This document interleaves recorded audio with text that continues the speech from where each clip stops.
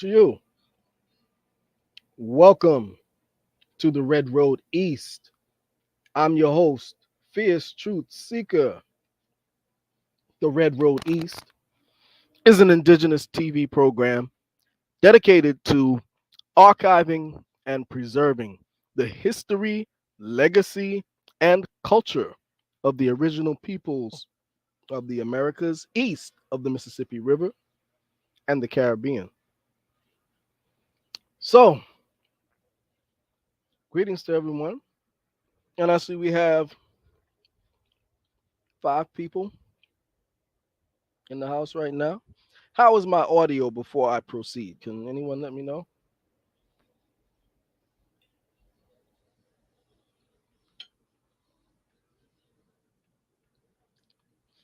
If it's good, you could just put a 1 up. If it's not so good, put a 2. Very well. Okay. Hey, the Cobra Assassin. How's it going? All right. Cobra Assassin in the house. Thank you so much, man, for the donation. I really appreciate that, man. Really appreciate it. You got to give me your email so that I could send you some stuff, some good information and stuff. Or you could, hit me up at my email. I'll post that before the live is over.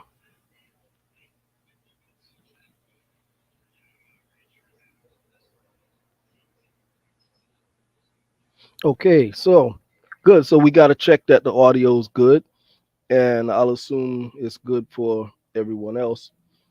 And so, yes, yes, thank you, cousin Awanasa. Please hit the like button. And for those who are new and haven't subscribed, or those who are not new and haven't subscribed, please do so. Be greatly appreciated. Doesn't cost anything.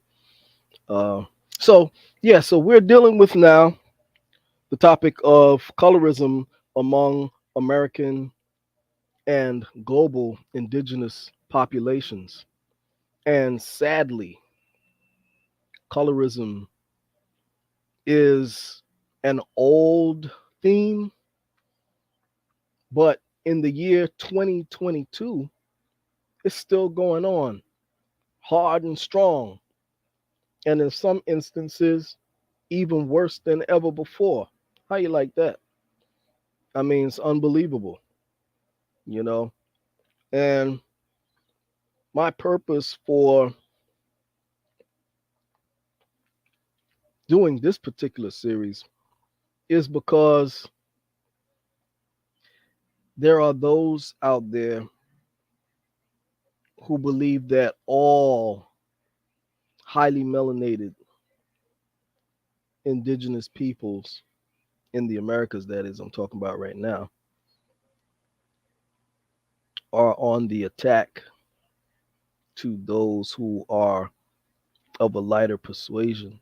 And I can't speak for anyone else. I can only speak for myself, you know. You know, for myself, I can say that that's not the case. I embrace everyone. I don't attack anyone's indigeneity. I don't say, oh, because you're a mongoloid, this, that, and the other, you know, because I know that, they have the blood regardless. So I can't tell them that they are not indigenous. I would be, that would be disingenuous for me to say that. Okay. So, on my end, that's not where I stand. Okay. And what I do point out is corrected history. Okay. And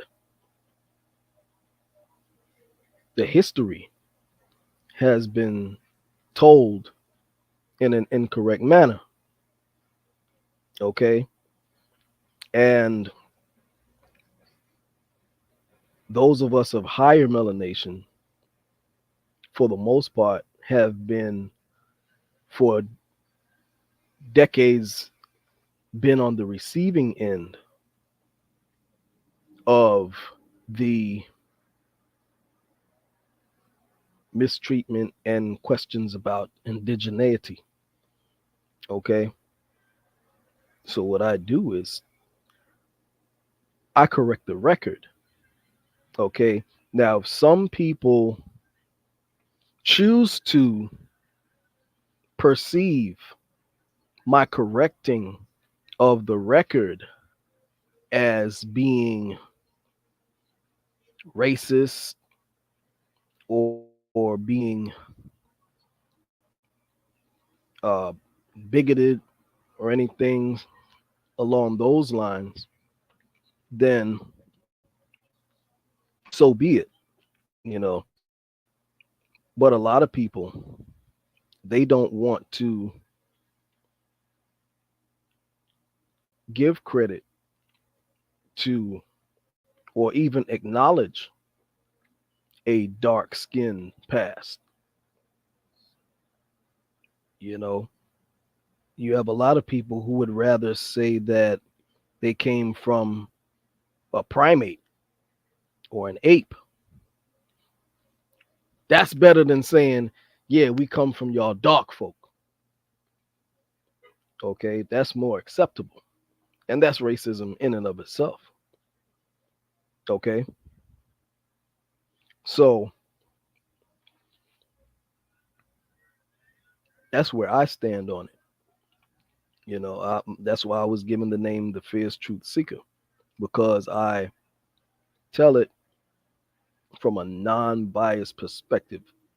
Fierce Truth Seeker is continually seeking the truth. Okay, no matter what that truth is. Okay, I don't care what color the truth is. Okay, I share all truths.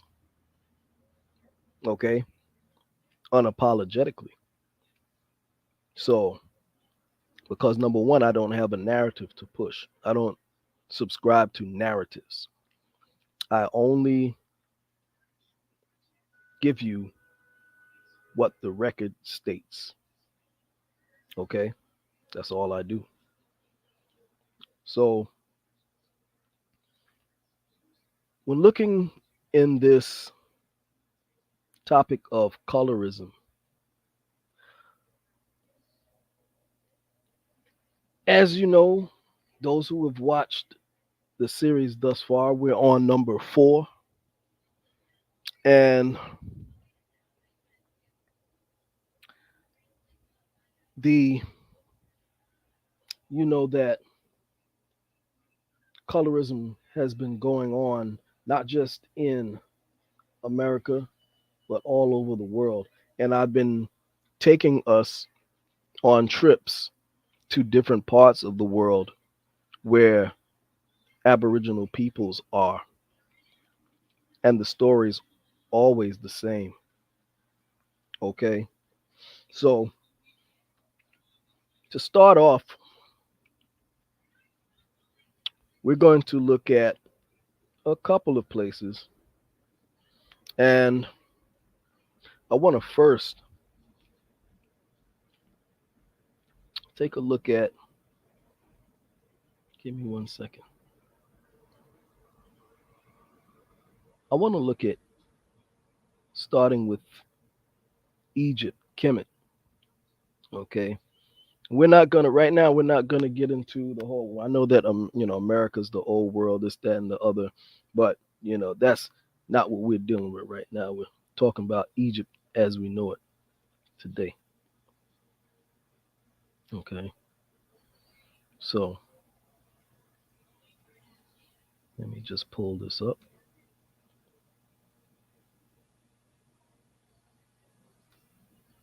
Give me 1 second.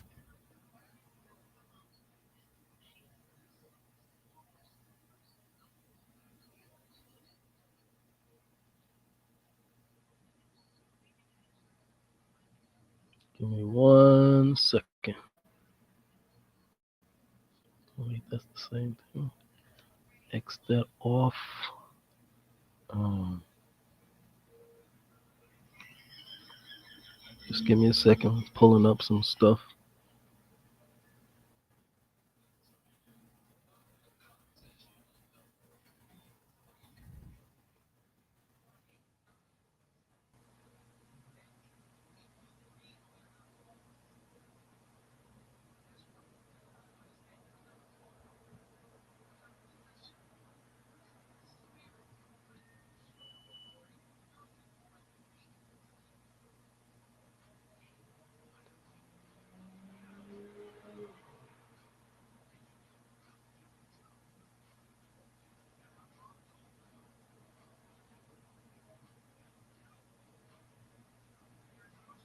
Give me 1 second.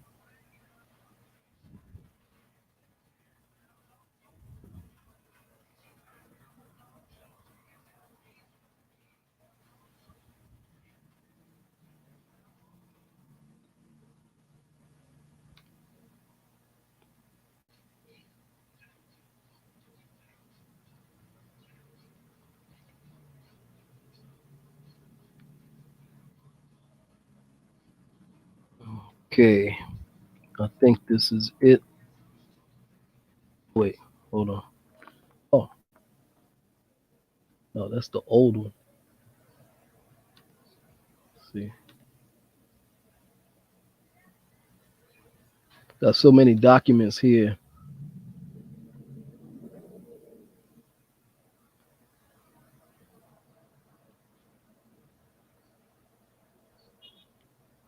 Okay,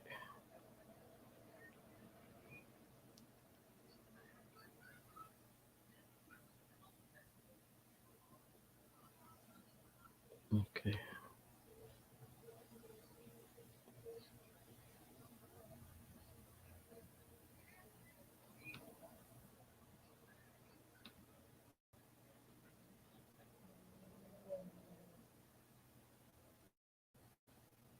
Technic.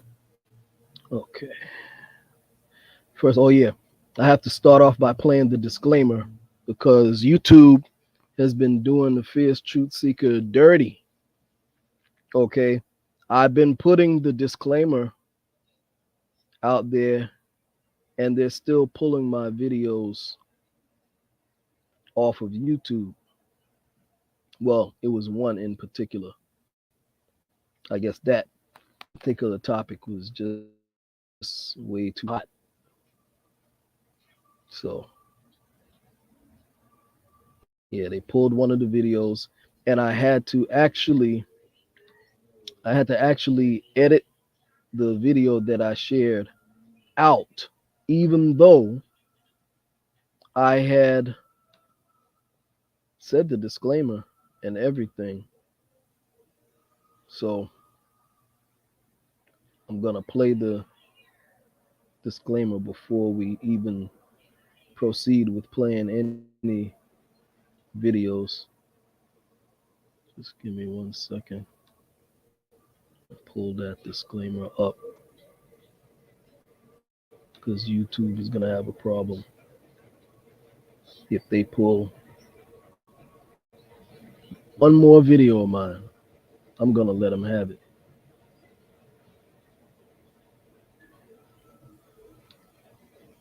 Okay, let me share the screen.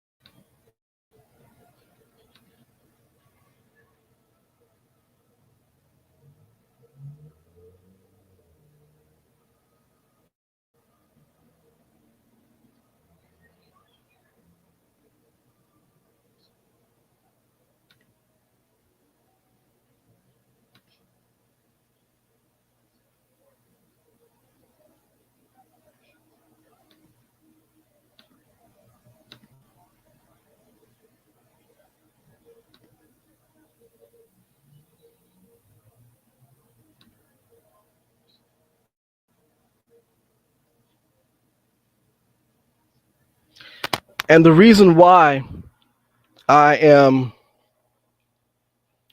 starting or talking about Egypt is because that's one of the main debates today, even though that should be old news by now. But you still have people debating whether or not the Egyptians were highly melanated peoples, so called black, even though it's right there in Africa. Okay. So I'm going to let you hear it directly from an Egyptian. And this is not for you all. I know this particular audience is pretty conscious. I'm actually, this, believe it or not, this series is not just for those of us who are aware, but as Firebird knows, we have opposing forces who are questioning everything that we do and trying to make it seem like we have some type of agenda and a narrative to push. And that's the furthest thing from the truth. So, in case those particular people sincerely just don't know, I'm going all over the world to bring it back home to where we are, okay? And let it be known and let it be shown that we are who we say we are, and the record is factual, you know, our record and our history, our story, our legacy, and the things that we talk about. It has nothing to do with an agenda. It has to do with telling the untold story, okay? And that's all it is.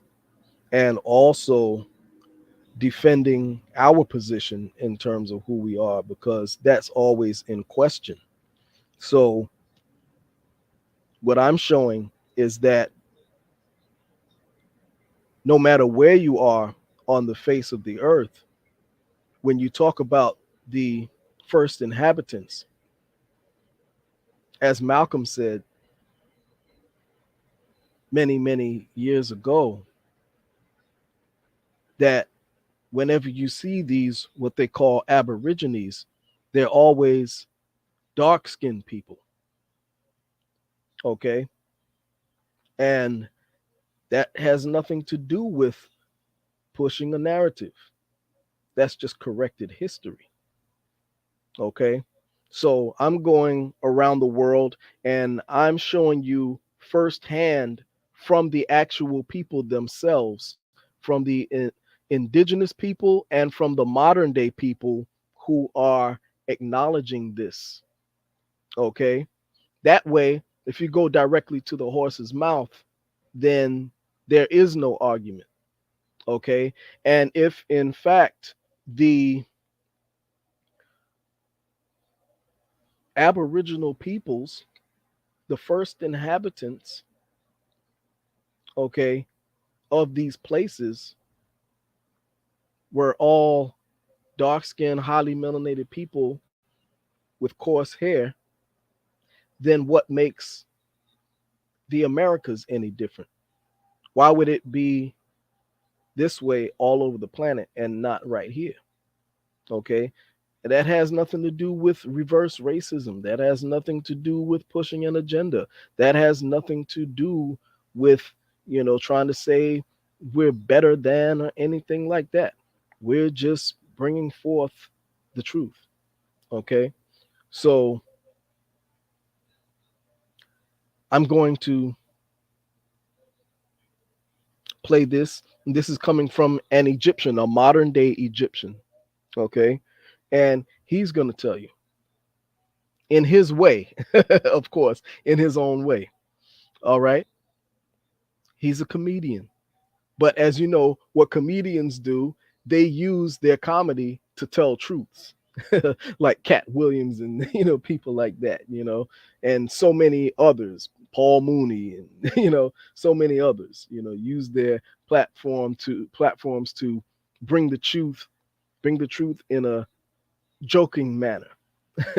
So that's more palatable. Bring hard truths in a more palatable way. Okay, so here we go.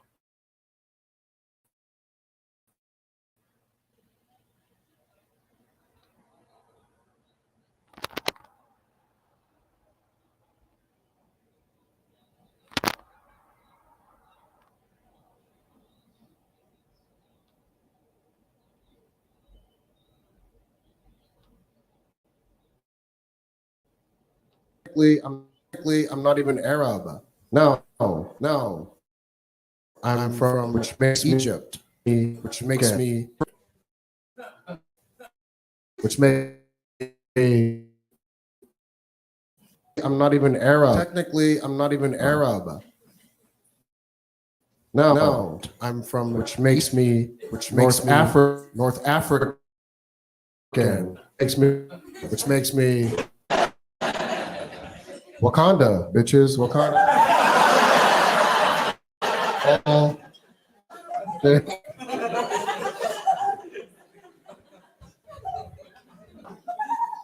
my black fans always try to challenge me on that, like, yo, man, you motherfucker A-Red.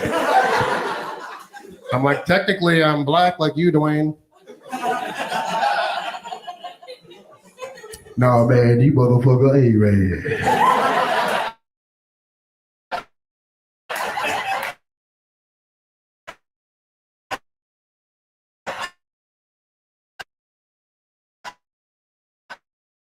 Gotta be sneaky time. And that was my jam fucking 3 decades, man. And so back in the day, because Egypt, I'm from Egypt, but it's Africa, but it has Middle Eastern influence and Arabic culture, like the language, the music. Well, Arabic, we technically we're not Arabs, we're black. But I never wanted to put that out there because I didn't want to.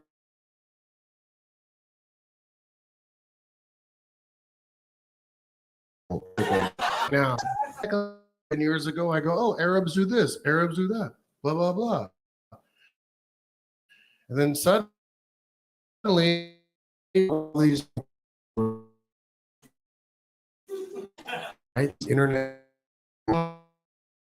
I'm from Toledo, Ohio, and just want to let you know that I'm a history major, and I also study geographics. And,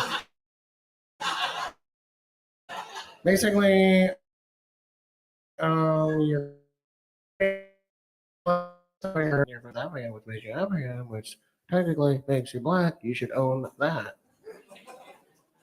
I'm like, yo, I'll own black all day long. I don't have to be on time anymore. Talk during movies.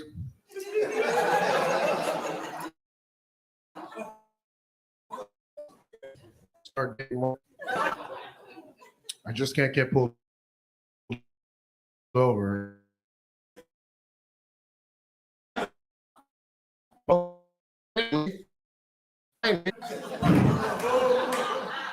I'm not. But if I want to, I can. I won't. But I can if I want.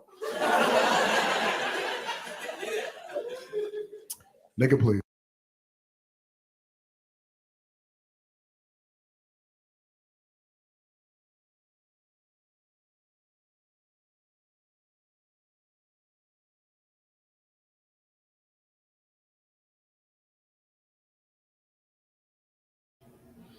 Okay, so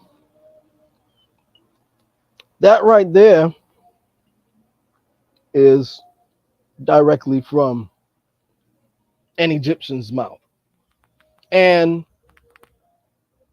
If you talk to some of these Egyptians and so-called Middle Easterners, they will tell you the same thing. Okay, I've had many of them say the same thing that he's just saying right there. That right there is nothing new, you know. So that kills that argument, you know. So anyway, want to go to Australia now. And oh, by the way, so in terms of Egypt, there's tons of information out there. By now, there's, that's not even debatable. The original Egyptians was like, this complexion and darker. I mean, that's. I mean, you had some that are lighter too, but I'm talking about going way back into the original stock.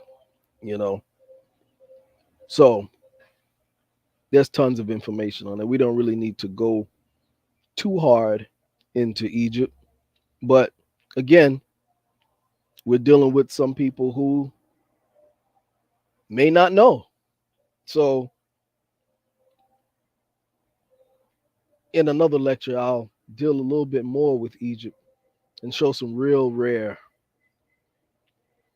images and information. Okay, but right now, what I want to do is go to Australia. And I know that we talked about Australia before, and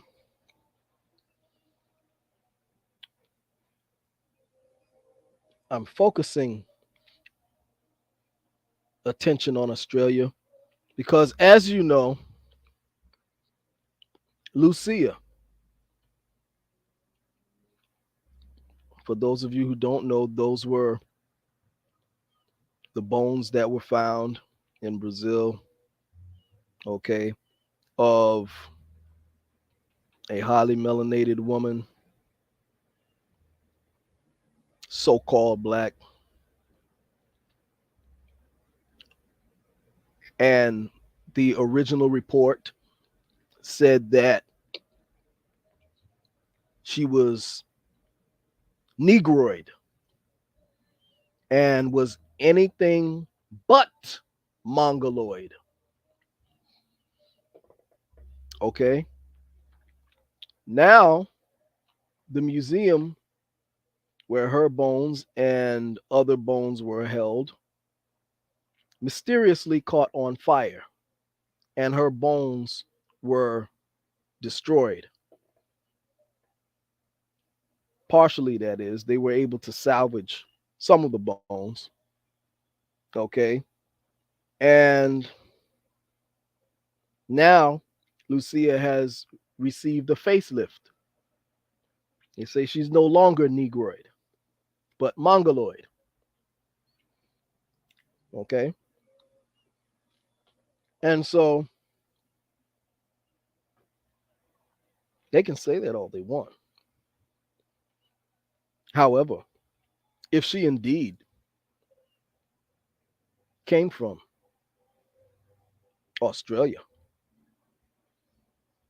okay, then, or any of those Pacific islands, then you're still looking at a Negroid people. You can try to change it all you want. It's not going to work. Okay. It's not going to work. Okay. See, again, now, right now, see, I'm in the Boogie Down Bronx. So we have all of this music, 24 hours is a party. And so I'm going to put the disclaimer out there again because that's what they did. Because music plays from across the street, videos of mine have been taken down because they say I don't own the rights to the music. How uh, you know what I'm saying? I'm not even playing the damn music. You know what I'm saying? But they take my videos down because there's music playing in the background. I'm not even playing the music, So I'm putting out there for fair use and educational purposes only. I do not own the rights to any material any copyrighted material in this lecture. Okay. Anyway, so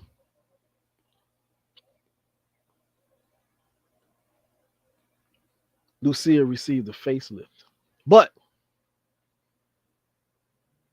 if she's from any of those Pacific Islands, that's still Negroid. Okay. And as I showed in the parts leading up to this particular lecture tonight, I already showed you from different islands in the Pacific that those are highly melanated peoples, so called black, Negroid, Africoid peoples. Okay.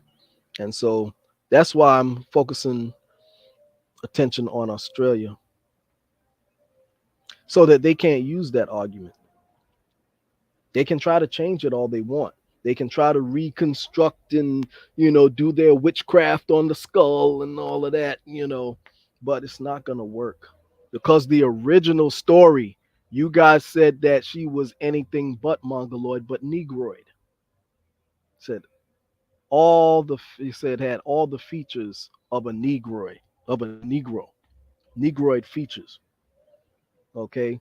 So right now, let us take a look at this. Now, I will let you all know we're going to Australia. Now, this particular video is going to be disturbing to look at. Okay, so I'm putting it out there before I even put it on. Okay, so, and I guess I should play the disclaimer again, right, before I put the video on. My goodness, I'm gonna do that.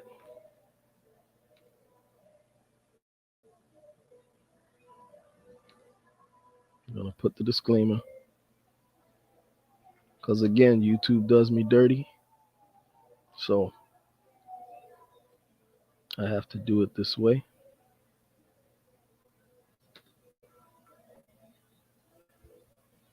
Even though I did it at the beginning, just so that they can't come with anything at all.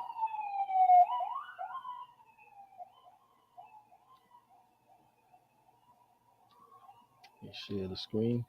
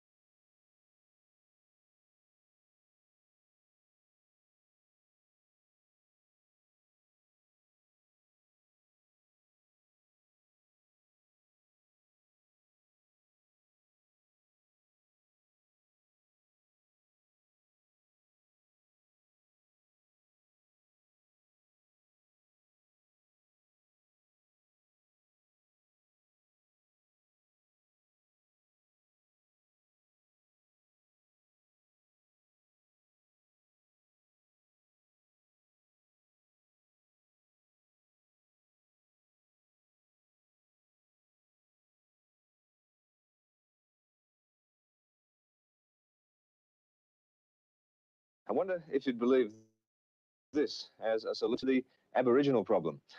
Heard the worst of the area and put a chemical in their water that sent them sterile. In time, there'd be none of them left. Well, that solution has been put forward by none other than one of the Premier's closest friends, West Australian mining magnate, Lang Hancock. Those that have been assimilated into earning good living or earning wages amongst the civilised areas, that have been accepted into society, and they have accepted society and can handle society, I'd leave them well alone. The ones that are known to themselves and can't accept things, the half-caste, and this is where most of the trouble comes, I would dope the water up so that they were sterile and would breed themselves out in the future, and that would solve the problem. That's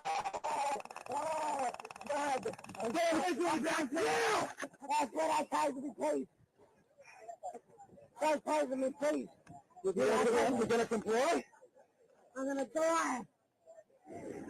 If you fucking swear once more, I'm gonna fucking light you up again. Understand? You're not getting the message, are you? No, I want to be my mom.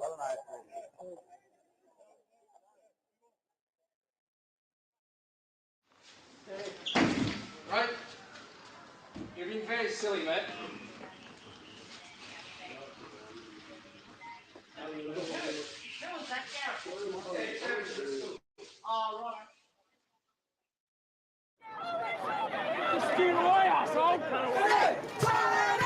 We rounded people up into our own concentration camps. In fact, what we have done from the original invasion to now is constantly reduce Aboriginal people to a subhuman status. The policy says you're a black Aboriginal Australian. You're not wanted on this earth.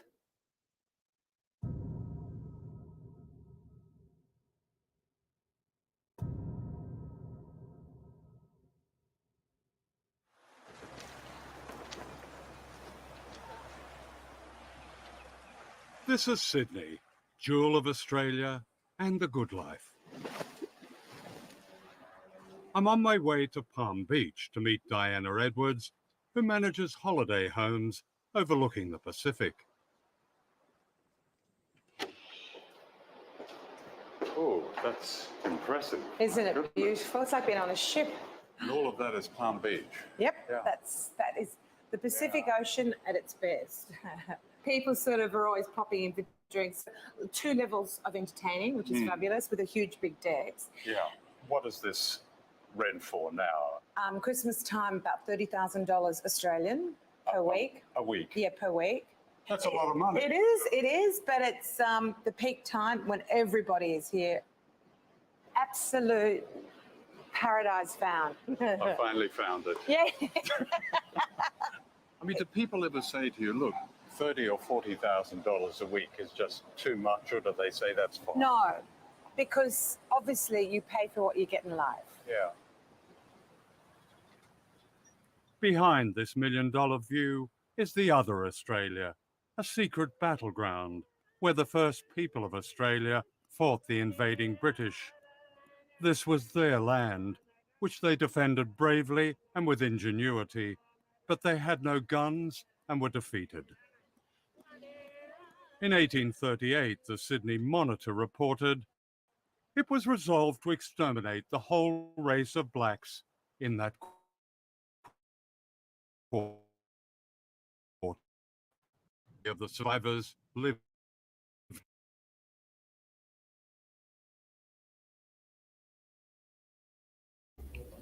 Hold up now. He said he called them the race of blacks. Not my choice of verbiage. He said a race of blacks. Can y'all hear me in the chat? Is my mic good? Anyone? Put up a 1 if it's good. Okay, good. Yeah, so he said a race of blacks. So no argument. Okay, so let us continue.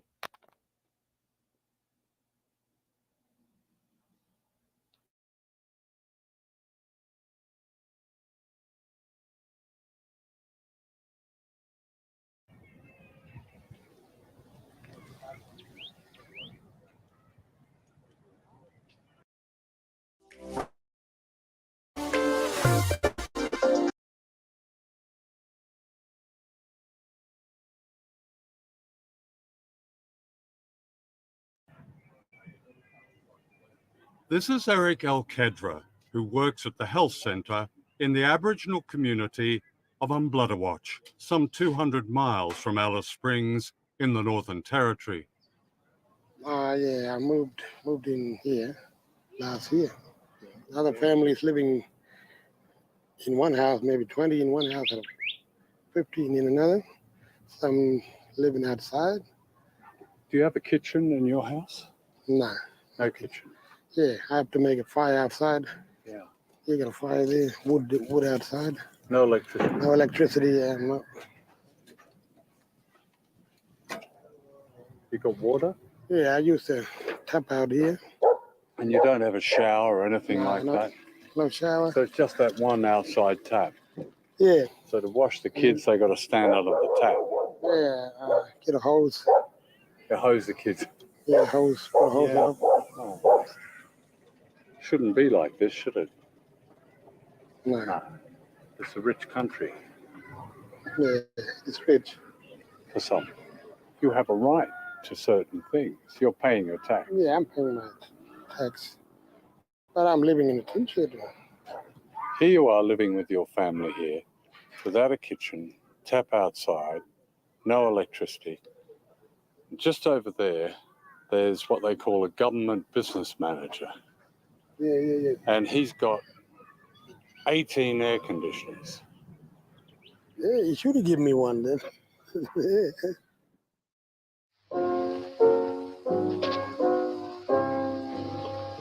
Like a jewel so rare in a setting that's fair, a city of white was born. With its gardens of blooms and its fair perfumes that greet each sunny morn. Australia's creation, the heart of a nation. This is Canberra, the capital of Australia. It's very quiet, with wide, clean streets, manicured lawns, excellent schools. And this is the Australian Parliament. According to a government survey, it's one of the most advantaged places in one of the wealthiest countries. And this is the suburb of Barton, named after the first Prime Minister of Australia, Edmund Barton, whose Act of Parliament in 1901 became known as the White Australia policy. The doctrine of the equality of man, said Barton, was never intended to apply to those who weren't British and white-skinned. Barton made no mention of a people who had lived here for thousands of years, the longest human presence on Earth. They were deemed barely human, unworthy of recognition in the new suburban utopia. They are Australia's secret.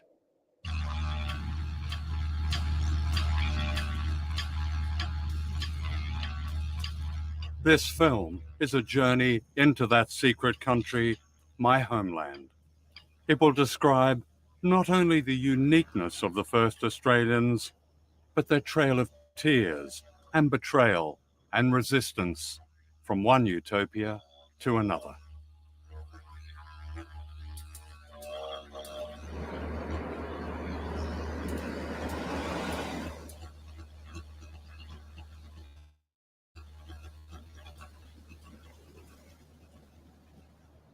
We're about 200 miles from Alice Springs and heading into the red heart of Australia.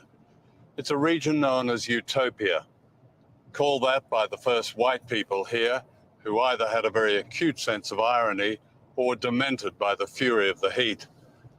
It hasn't rained for months, and it's extremely dry.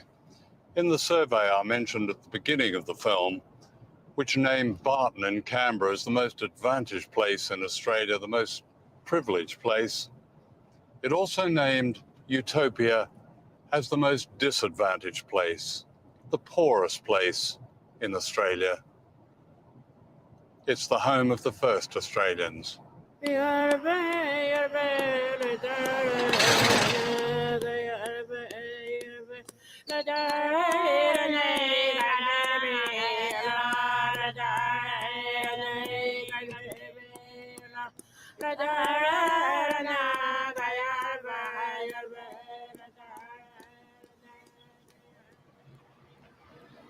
I had arranged to meet David Smith, who runs the clinic in the town of Umblutterwatch.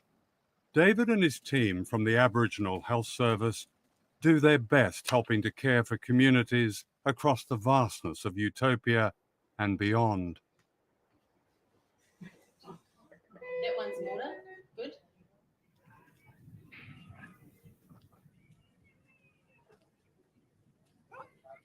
People live here because this has been their homeland for thousands of years, their spiritual and physical home.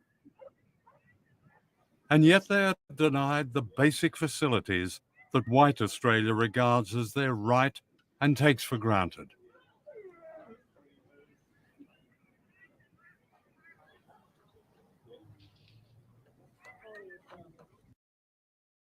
Winter is coming.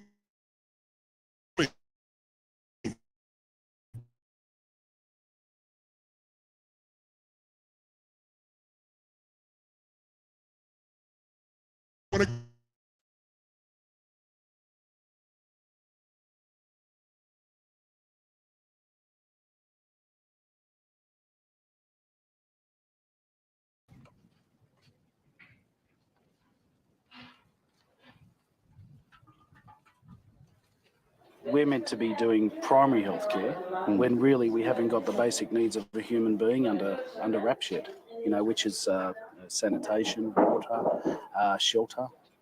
They're out here. We don't have public transport. So if you don't have a car, you're trapped out here. So that's impacting as well. There's no bush bus service.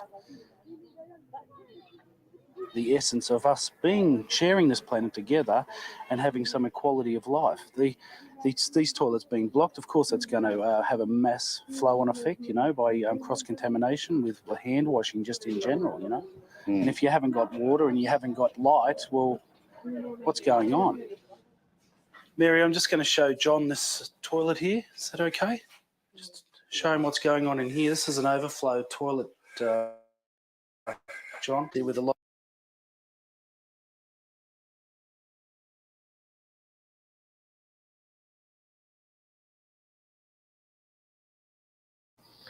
Okay, as y'all can see, here's the BS. They stopped the stream. Oh,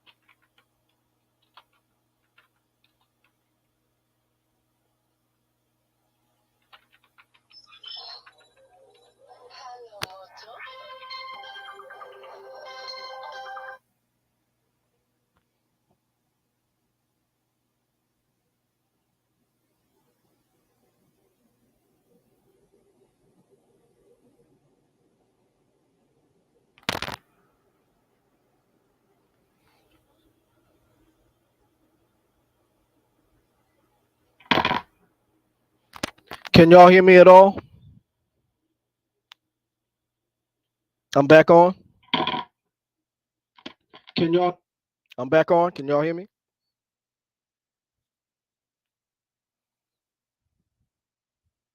Okay, good.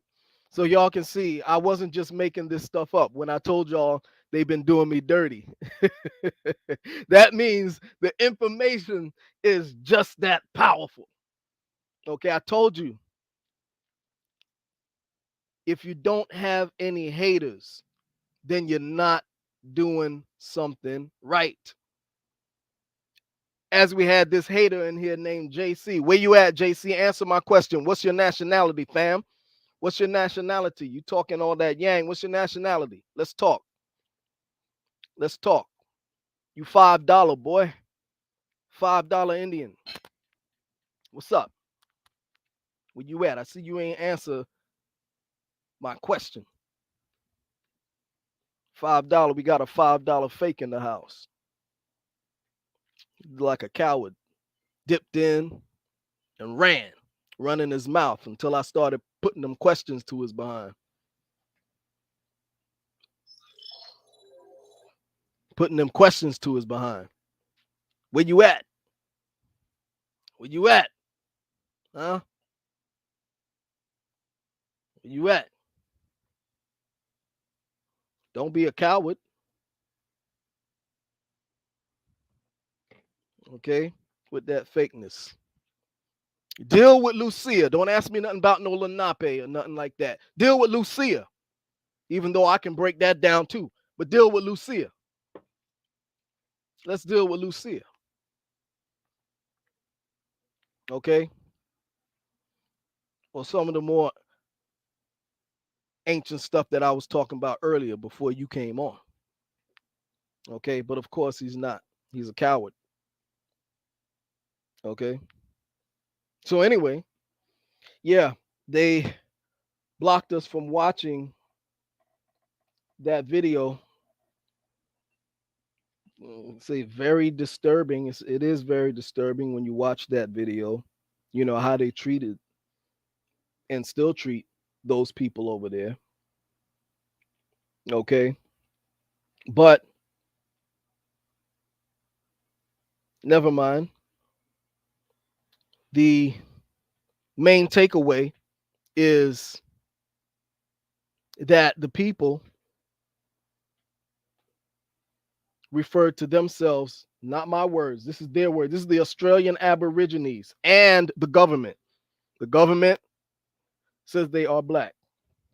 And if you were to watch that video just a little bit further, you see the Aborigines saying that they are black. Again, it's not my terminology. This is what they say. Okay, they say they are black people. Okay, so forget about all that, them trying to facelift Lucia and all this stuff. Everybody here knows that that was some BS.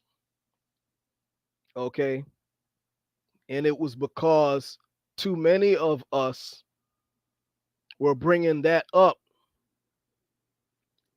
in defense of our position and to establish our position here in this land. Okay, as not merely just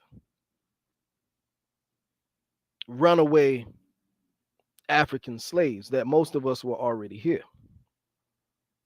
Okay, so they had to do the switcheroo. They've done the same thing in museums. Okay, see, YouTube is doing me dirty. That's all right. Got something for you behind. Let's see here. Oh, hold on. Before I proceed, give me 1 second.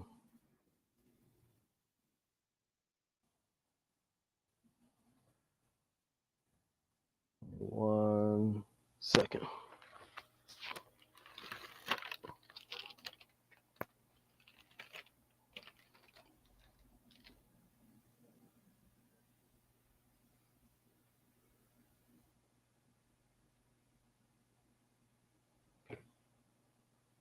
Give me 1 second. Don't go anywhere.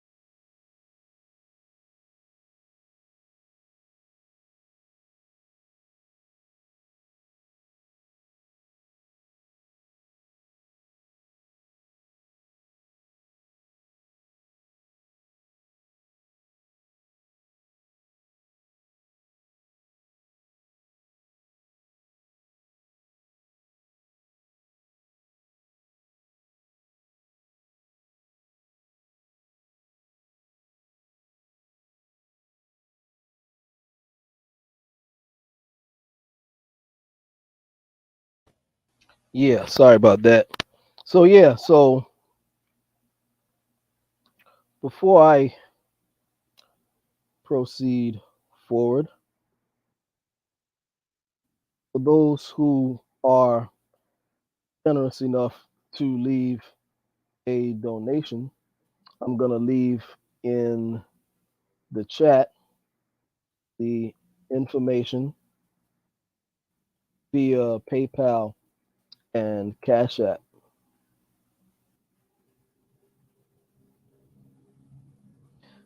So yeah, and yeah, so it's there, and as I was saying,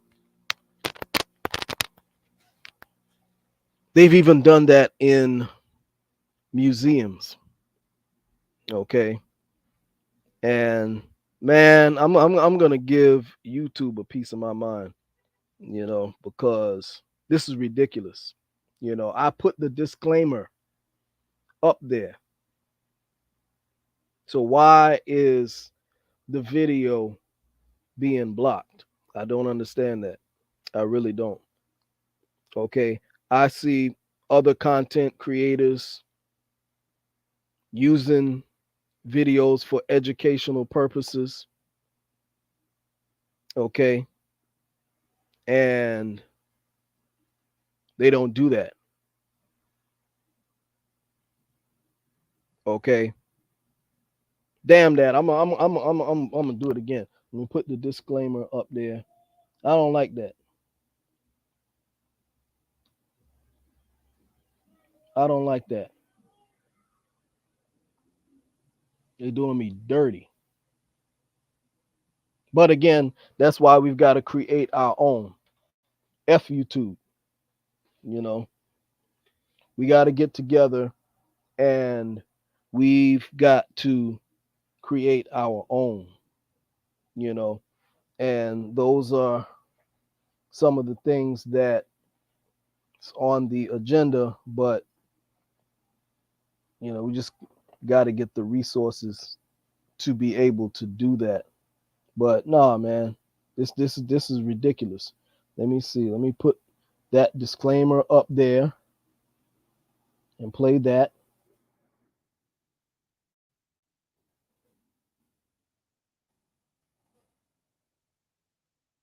How the hell are they gonna stop the presentation? And I put the disclaimer up there. Let's try this again. If they really don't want this truth coming out,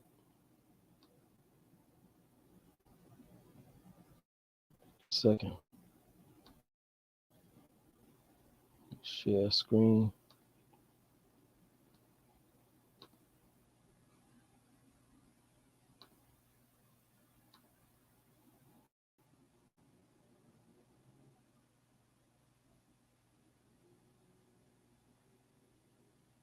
Welcome to another installment of our virtual Lunch and Learns here in the Howard County Office of Human Rights and Equity, where we are talking about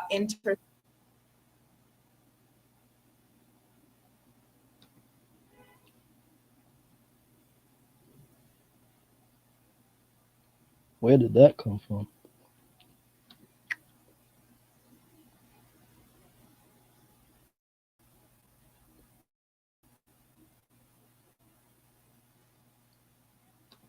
Okay, what are they trying to stop me from playing the disclaimer now?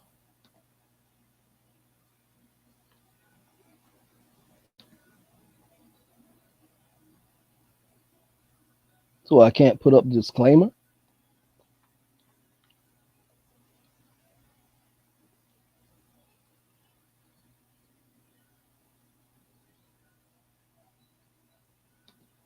Hold tight.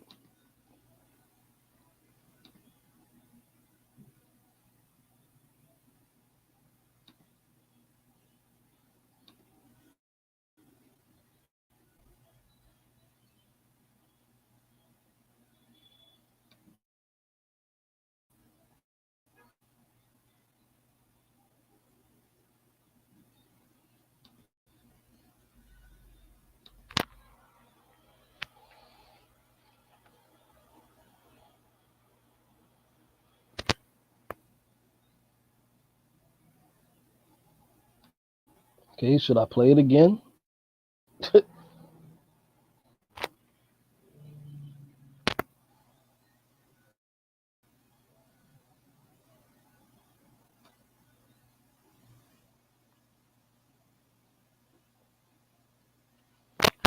Again, I do not own the rights to the video that I am about to play, YouTube, for fair use and educational purposes only. Okay, I know there's other content creators in here. Do we have to sue YouTube? They're violating the Fair Use Act. Okay, let me type that on the screen. Do we have to sue YouTube for violating the fair? Yeah, Cobra Assassin, I did put it up on the screen. They violated anyway. Use Act.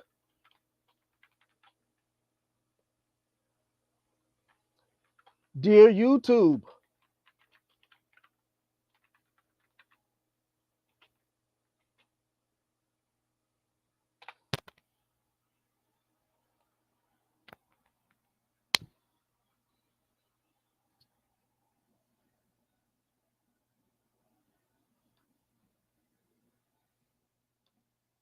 here we go. Dear YouTube, do we have to sue YouTube for violating the Fair Use Act?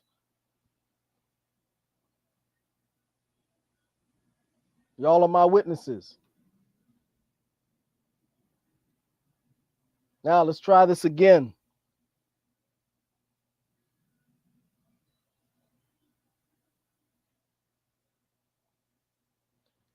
So again, YouTube, I do not own the rights to the video that I'm about to share. This is for educational purposes only. I have the right to analyze the video, give a critique. That's what the Fair Use Act states. Okay? Let's try this again.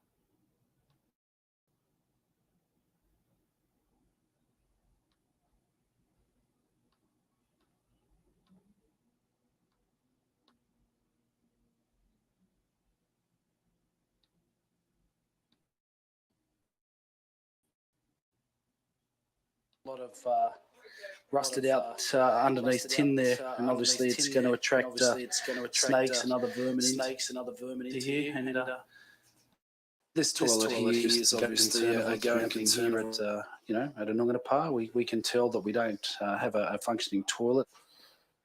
You would think there would be a basin in here so that the kids can wash their hands. We've got a mirror so they can check that their eyes, trachoma, We've got ongoing issues, cross-contamination of gastroenteritis,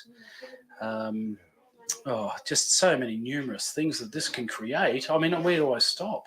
It's, these are compacting, let alone on the diabetic and the chronic diseases. We know that there's a major problem with diabetes. We know there's a major problem with renal and coronary disease.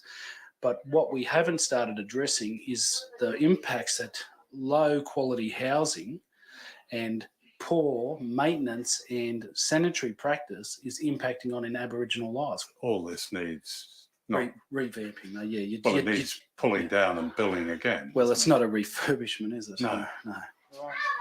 Do you get a lot of cockroaches and that? Yeah. Because they came out and sprayed not that long ago, didn't they? I've had to get them out of their ears. They've crawled into their ears, and I've shown other health workers. They didn't believe me. I said, no, you need to have a look at this and look in the ear with a otoscope and seeing.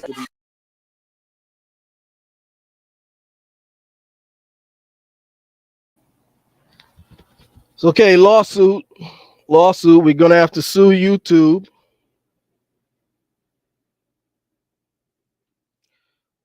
We're gonna have to sue YouTube for violating the Fair Use Act. Okay, I'm gonna write them a nice letter because this is BS. Okay, stream what are policy violations? What policy? What violations? Okay, just call it what it is. It's racism. It's censorship at its best. Okay, if I was playing a video with a bunch of booty shaking and guys talking about using the N word this and the N word that, you know, that would be cool, you know, or guns all up in the video, you know what I'm saying? That would be okay. Okay. Yes, exactly. Cobra Assassin. Discord, you know, would be good. You know, that's okay. You see what I'm saying? That's how these people are, you know. But don't worry, I'm gonna get at them. I'm gonna get at them. But that's the type of world that they're creating now. Okay, they're creating a world where you can't say anything. You know, where there's no more free speech. You see what I'm saying? That's the world that they're ushering in. You see?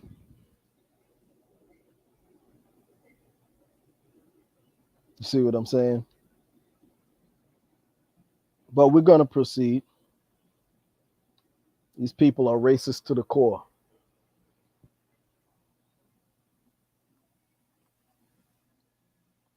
So, anyway, let me share some other stuff with y'all. I'm going to get in their ass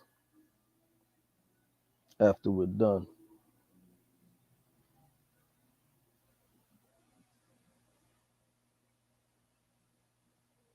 Give me 1 second.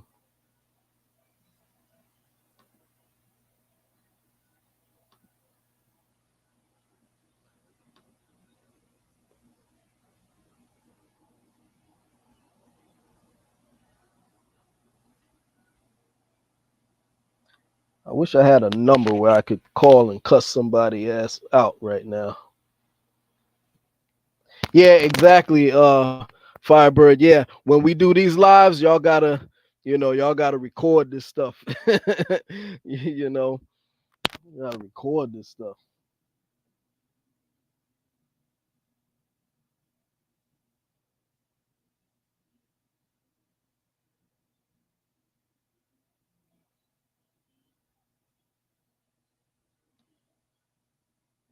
Give me 1 second. Just pulling some information up.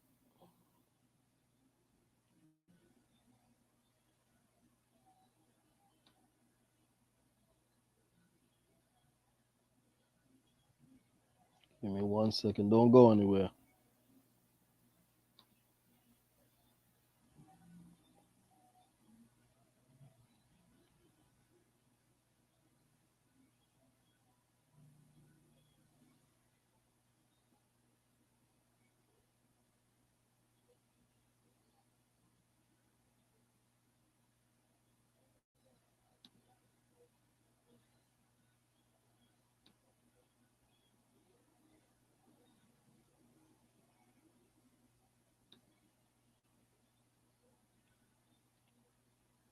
Yep, they don't want the fear seeker to talk.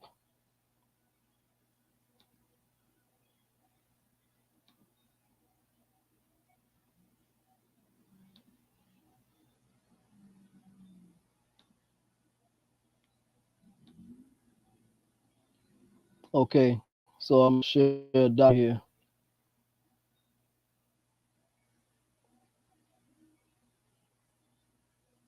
We'll look at Taiwan.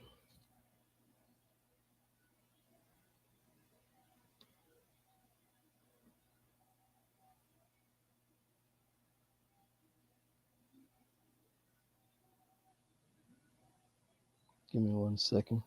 Share the screen. Okay. So we can already assess that there was something in that video that they didn't want you to see. Okay. And again, the Australian Aborigines, you know, they referred to themselves as black.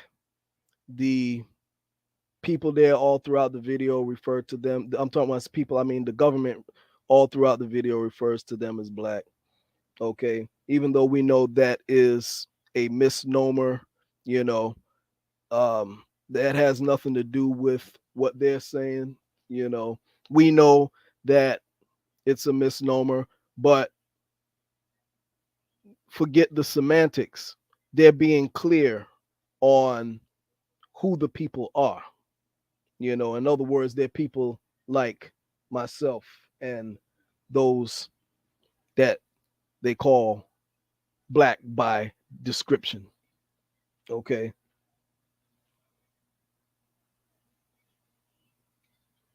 As well as they don't want you to see how brutal that they treated. I'll just narrate. So throughout that video, you know, they show you how the, you know, and again, I'm not singling out any racial groups. I'm not singling out Caucasians. All Caucasians are not like that. Okay. And I never use the absolutes. Okay. But when you look at the video, you'll see that the white Australians are living high off the hog. You're going to see them in these plush, nice houses, and you're going to see the Aborigines living among feces, uh, being beaten, and living in poverty that you've never even seen before over here, with the exception of on the Native American, you know, many Native American reservations, not all of them, but, you know, but really over there, it's even worse, you know, and they don't want you to see that. So they're censoring my video. Anyway, let me share this document.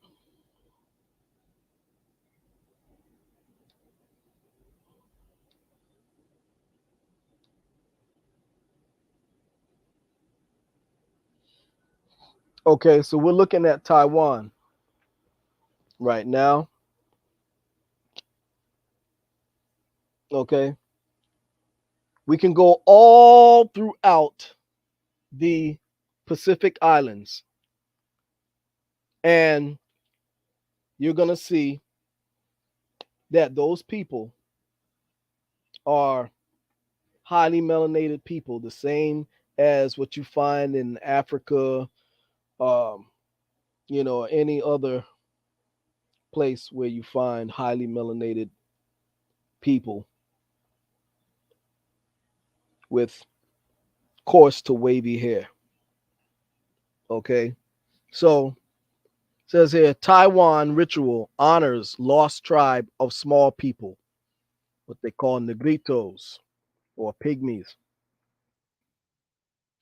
Chiang Tian Hu, Taiwan.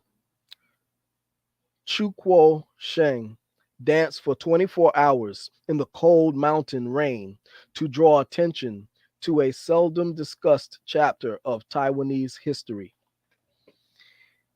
He linked arms with dozens of others, chanted, and slowly shuffled across a field. About 600 people performed the exhausting ritual last weekend that honors a pygmy like people. And again, pygmy just means diminutive. It doesn't necessarily mean so called black or whatever. Okay. But we know from history, we know that that's what they're talking about, that they're talking about the negritos. Okay. So pygmy like people, we already dealt with that in the past. Skin as dark as those from equatorial Africa. Okay, so there it is right there. That kills that debate. Okay, because they're telling you right here in the article, skin as dark as those from equatorial Africa, whom choose own tribe admits to exterminating in battle between 1,000 and 2,000 years ago. Sound familiar? Does it sound familiar? JC in the chat, where the hell are you? Come out, wherever you are. Sound familiar? Read the original report of Lucia that the BBC article put out. And what they're talking about right here in Taiwan is the same scenario that happened here in ancient America. Again, I'm not questioning anyone's indigeneity. I'm not saying that people don't have the blood and blah, blah, blah, blah, blah, blah, blah, blah, blah. We're dealing with history here, okay? And what I'm showing you is that in no matter what part of the world you go to, you have people who were there before the colonizers, of course, and then you have the most ancient. Okay, you always have these most ancient people who were there before anybody got there. Okay, the Americas is no exception. That's all I'm saying. Anyway, says ceremony called Pasta A is a tribute to a lost tribe of pygmies who may have numbered 90,000 at their peak and resemble tribes living today in Papua New Guinea. They disappeared, having no archaeological records that point conclusively to their existence. But anthropologists believe they were wiped out by other tribes like the Saisiat, of which Chu is a member. Ceremony is held every 2 years to thank the vanquished tribe for teaching its neighbors how to farm when they shared a steep forested region of Taiwan just south of today's main high-tech district.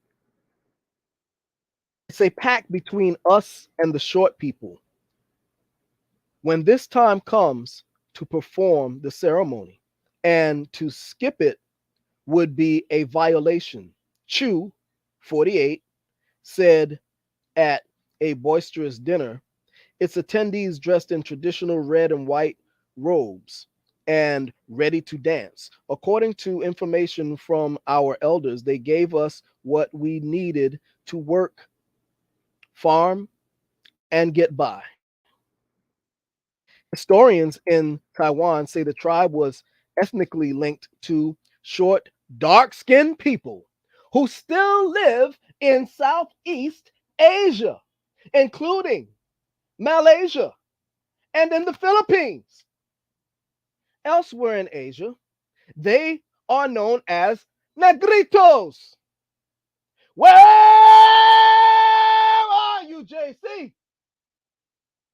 Talking that trash. I see you got your behind up out of here. Anyway,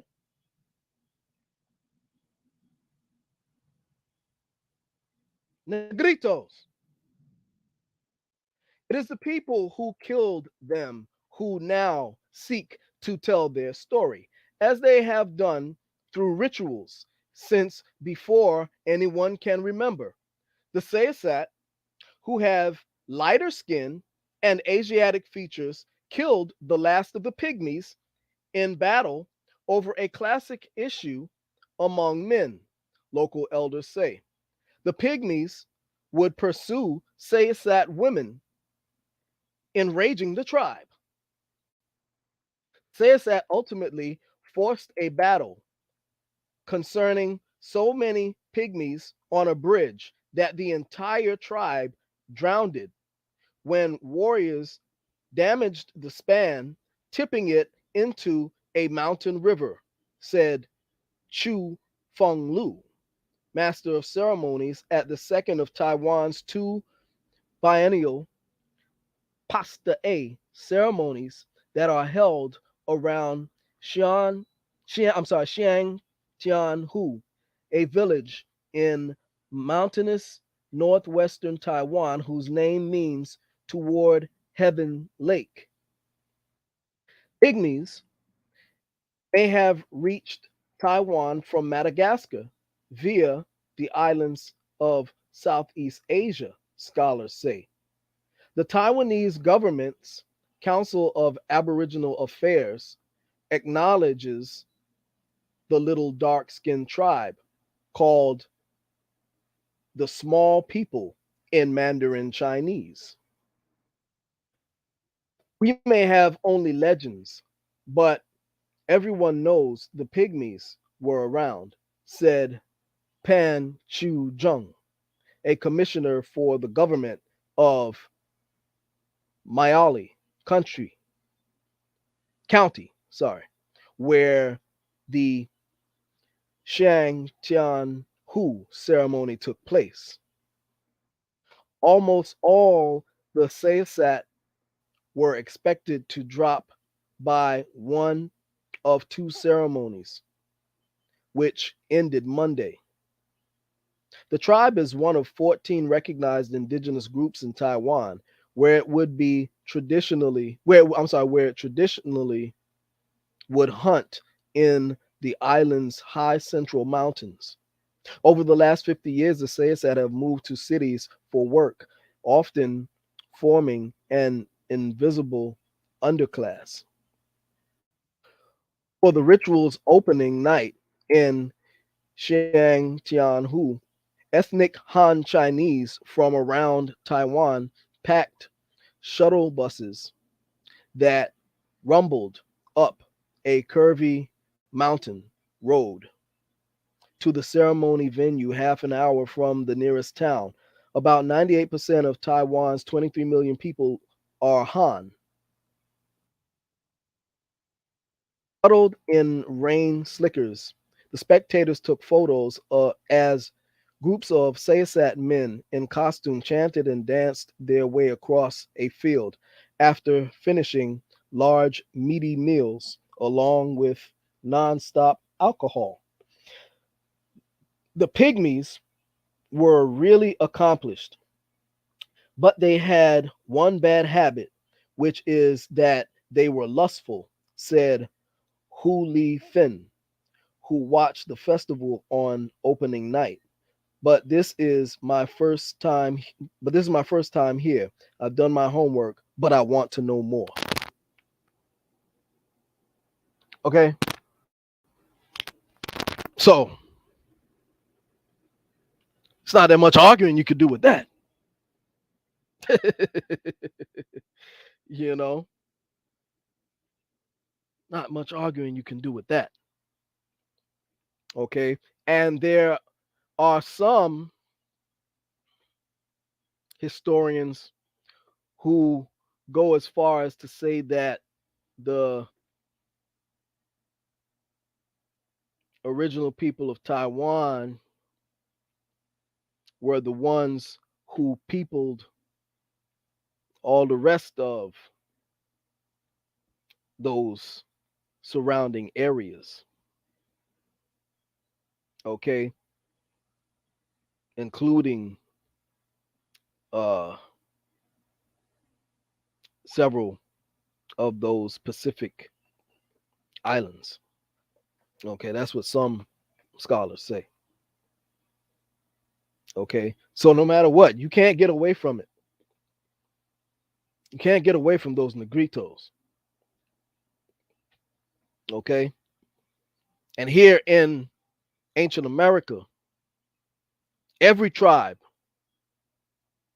has a story of the little people.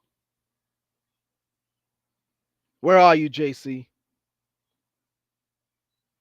Where are you, JC? Anyway,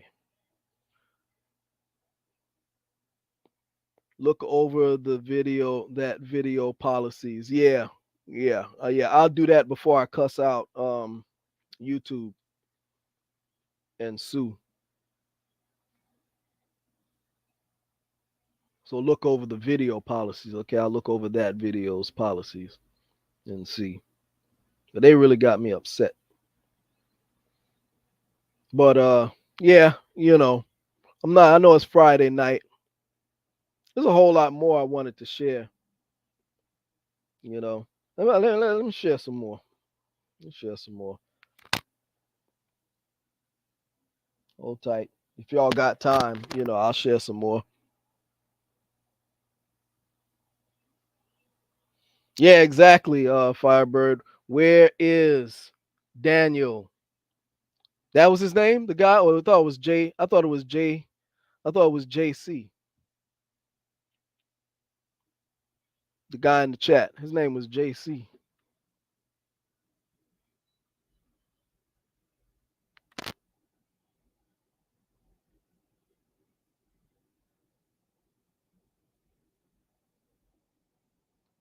Hold tight. Yeah, if y'all got time, I'll share some more stuff. A whole lot. like I said the other day, I can do this for days, days, days, and days on end. It's Friday night. If y'all got the time, I got the time.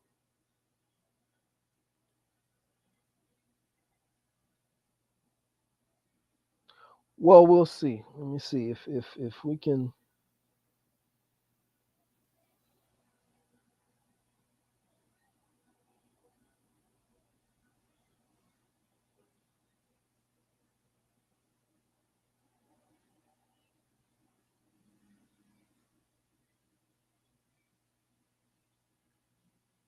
Hold tight.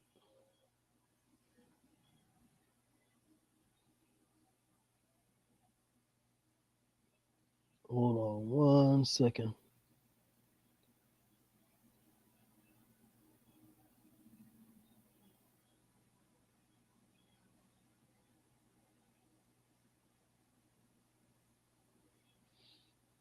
I'm scrolling through the chat. This guy JC, he was talking a lot of yang. See, he ain't nowhere to be found now.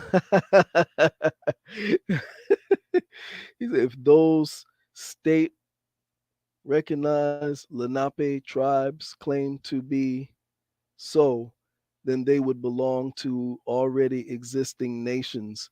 Therefore, how do you create something that's in mimic to something already existing? This guy's a clown. Already existing. Okay. So, and we know what that's all about. All that has to do with is phenotype, and all that kind of stuff. But again, come here and debate these facts.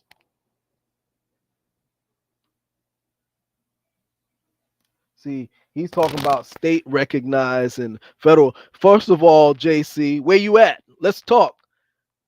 What does federal recognition mean anyway? It means absolutely nothing. That has nothing to do with whether or not you are indigenous. Okay? All that means is that you are a slave. Okay? All federal recognition does is allow you to put up a casino and get little benefits and stuff like that. It has nothing to do with whether or not you're aboriginal or indigenous. Okay? No, it doesn't. Okay? All it means is you're just a glorified slave. You're a ward of the state. Technically, you're a ward of the state and you waive your sovereignty.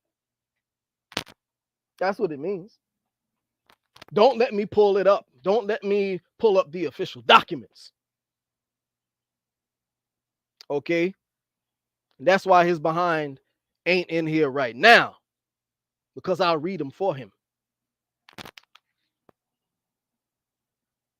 Okay,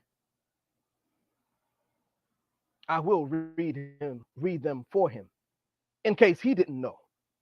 You got a lot of these Indians who want to, have their chest stuck out, for federal recognition and this that. It means absolutely nothing.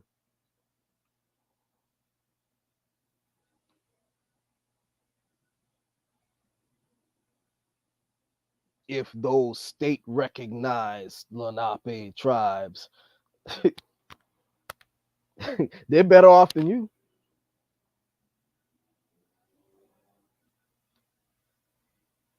He's probably old $5 Indian anyway.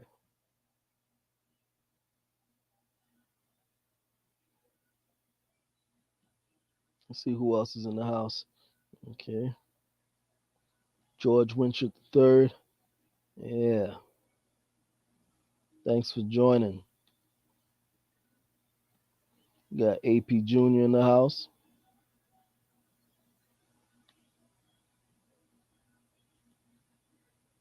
Got Cousin Awanasa in the house. Cobra Assassin in the house.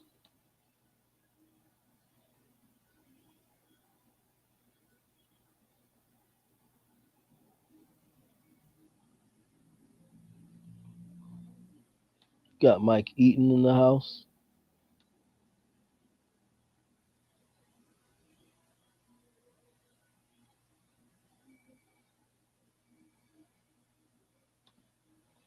What do you mean, JC, real Lenape? What makes you real? But absolutely nothing.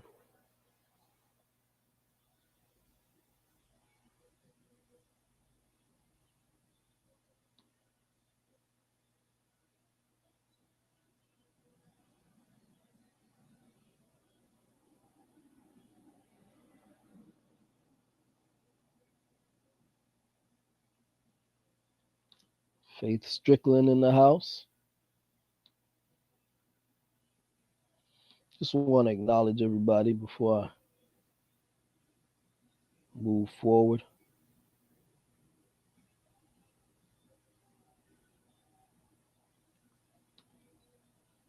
Bam, the super predator in the house.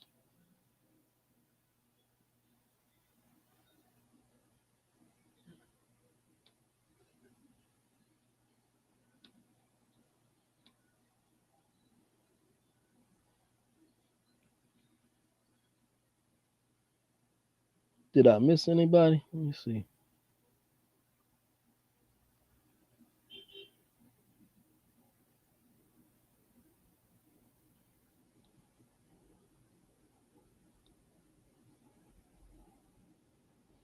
I think that's everybody.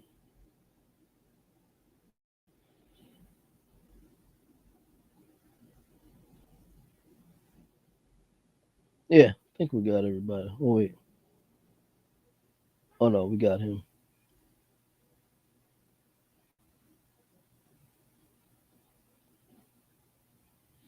Yeah, I like to acknowledge everybody when I do my lives.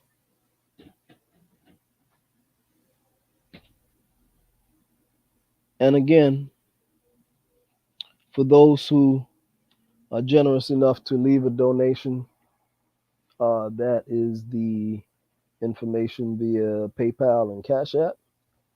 And yeah, so let me share some more stuff before we get kicked off. Yeah, because my minutes, my StreamYard minutes are almost up. Let's see here. Give me 1 second. What else we got?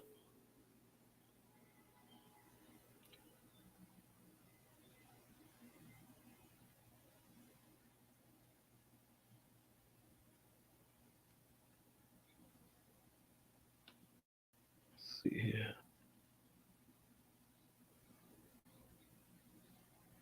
Give me 1 second. Oh, wait a minute. That's not it.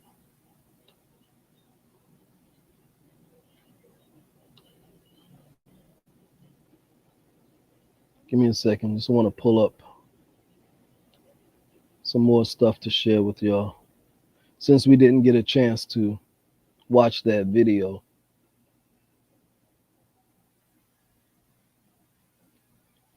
Yeah, I got to look into that and see what that video's policy is. Because I'm mad as hell right now. Keep it a buck.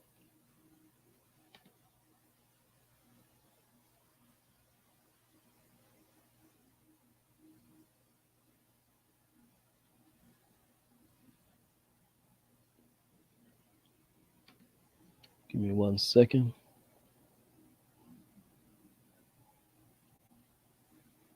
Give me 1 second.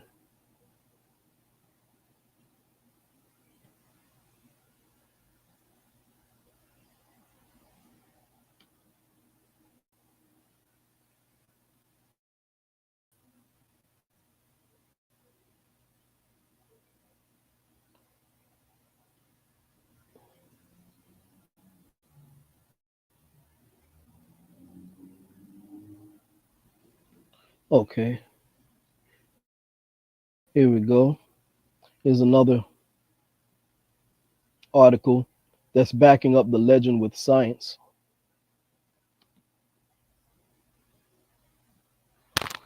Did JC come back? No, he didn't. He knew better.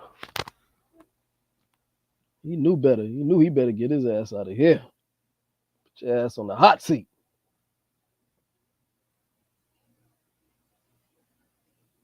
Okay, I'm gonna share the screen.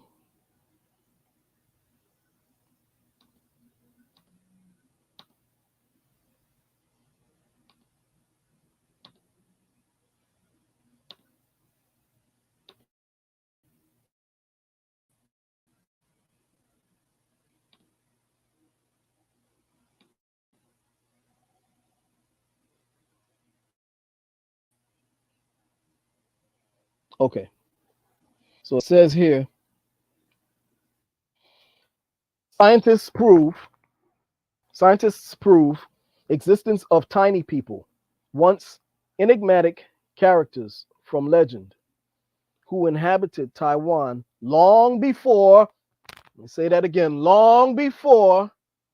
Let me say that again. Long before indigenous population, meaning today's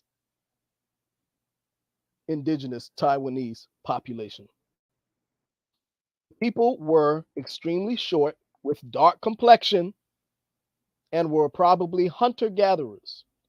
They were familiar characteristics in Taiwanese indigenous legends, but no previous hard evidence had ever proven they existed. There's some skulls here.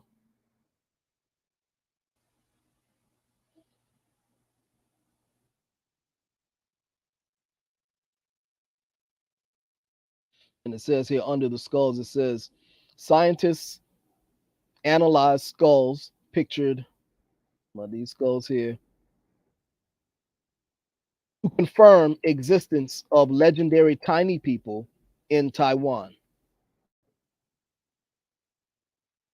Taiwan famously features an indigenous population of Austronesian people whose history on the island stretches back 5,000 years.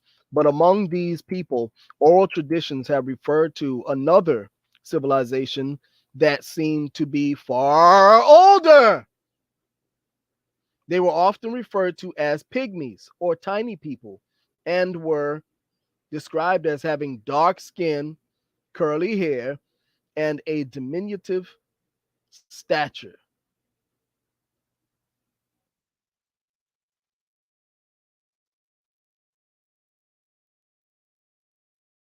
Tight. Scroll down a little bit.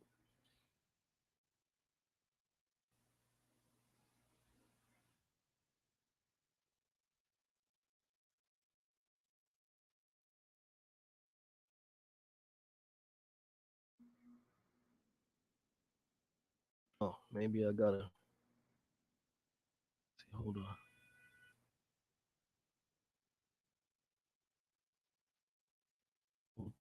Like, oh, okay, where it fades out. Let me see. Let me click. All right, what's going on? What happened to the article? Maybe I gotta accept the cookies. I don't know. All right, accept. What the fuck?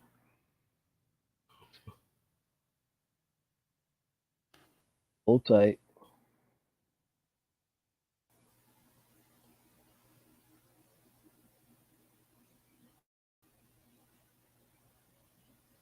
All right, how do I get to this? I had the article before. What happened? Give me 1 second.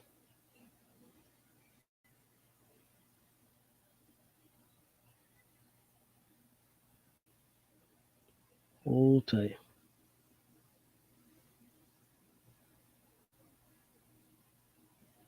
Okay, let me see something.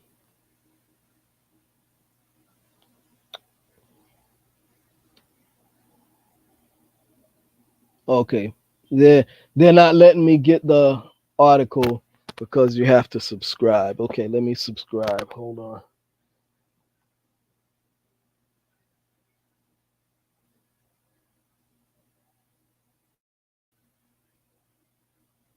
Anyway, we don't have to go. I'm gonna show some other stuff because I don't know how long it would take to do this whole subscription thing. Let me see. Hold on. Actually, let me see. Let me stop sharing for a second.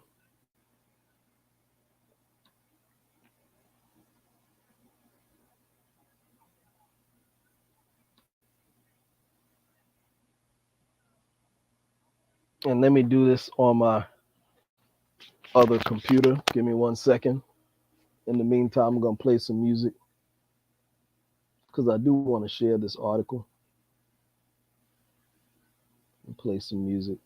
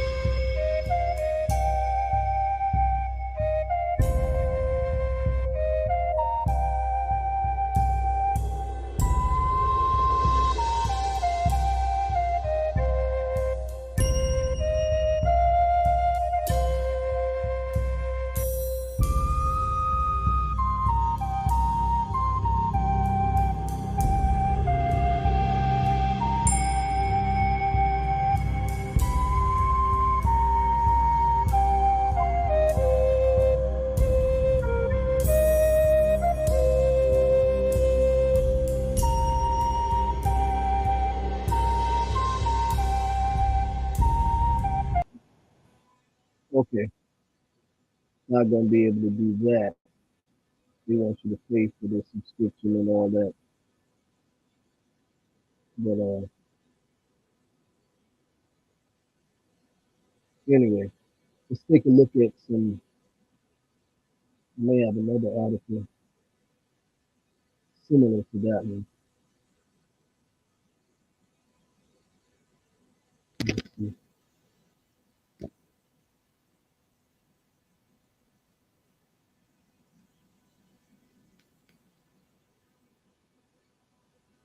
see here.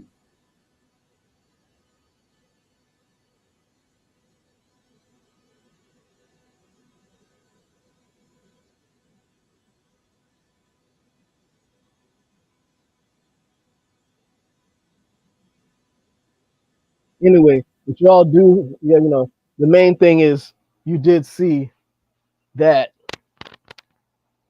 The main takeaway from that right there is that, and I do know that I do have a similar article to that with the uh, bones that they found to verify that with science. I do have it among my other notes, but I don't have it here on this computer right now. But anyway, you do see that it is backed with science. The fact that those negritos were those ancient people there in Taiwan. Okay. And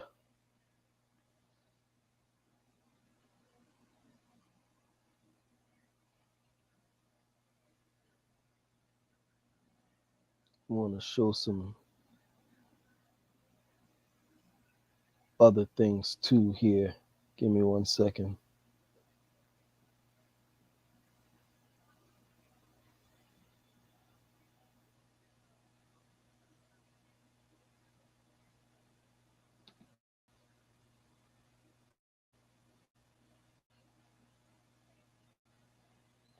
Give me 1 second.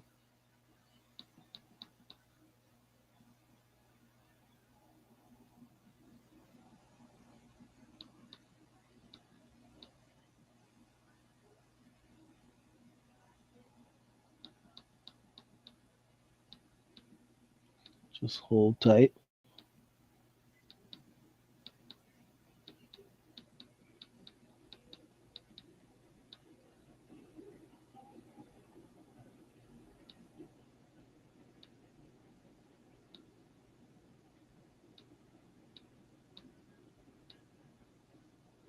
Just hold tight. Pulling up some other stuff for you.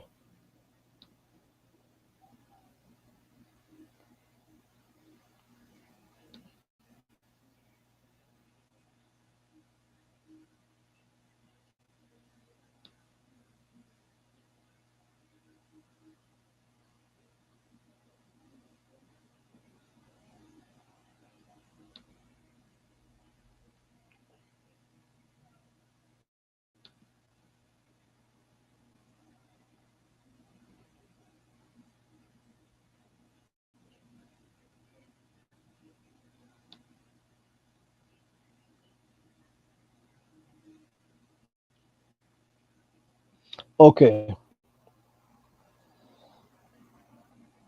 I pardon 8, but I could not,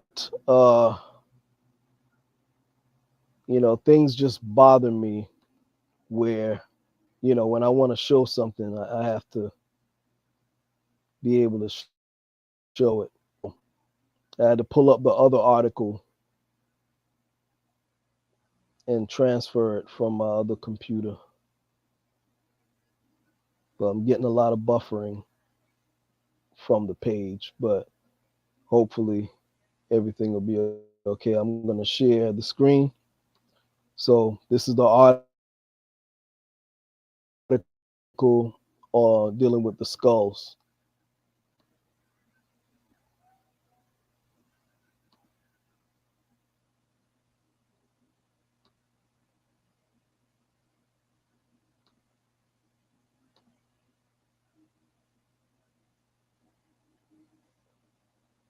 Okay, so it says here, this article, Daily Mail, legends of Negrito people living in Taiwan confirmed. Skull of a woman reveals short, dark skinned people lived on the island more than 6,000 years ago before indigenous tribes. Okay, then suddenly disappeared. Indigenous tribes in Taiwan tell stories of short, dark skinned people who lived in the remote mountains thousands of years to their arrival. Let me say that again. Indigenous tribes in Taiwan tell stories of short, dark skinned people who lived in the remote mountains thousands of years prior to their arrival. What may be evidence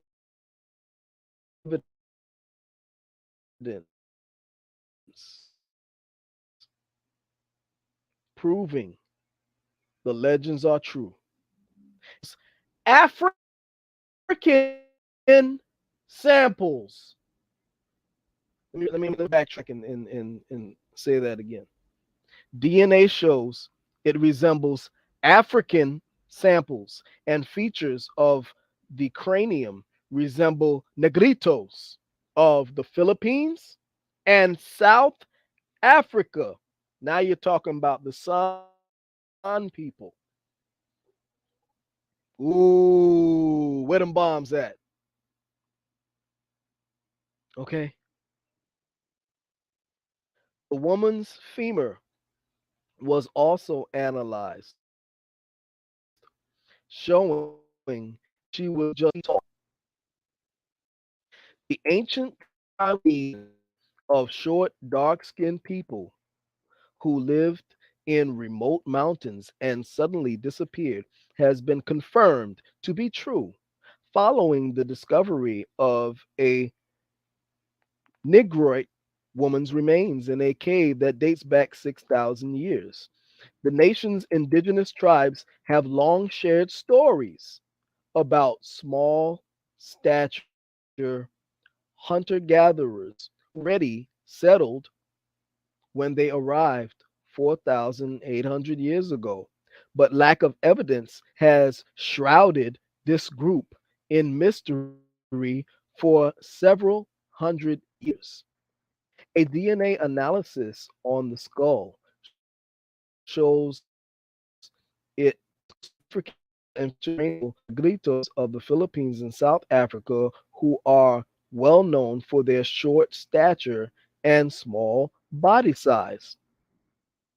Archaeologists also uncovered femur bones from the female. She stood about 4 feet 6 inches tall. It is still not known what happened to this ancient group, but they always say that. Okay, I'm not from Taiwan, but you know, I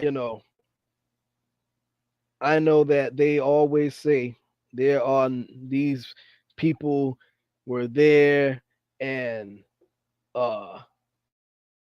they're no longer in existence. Take this stuff here with a grain of salt.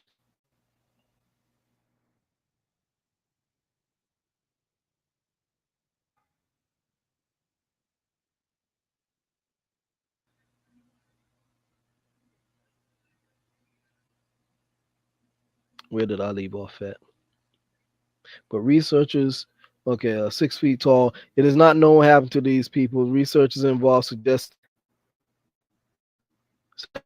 the arrival of Polynesian peoples could have led to the decline and disappearance of the Negritos in Taiwan.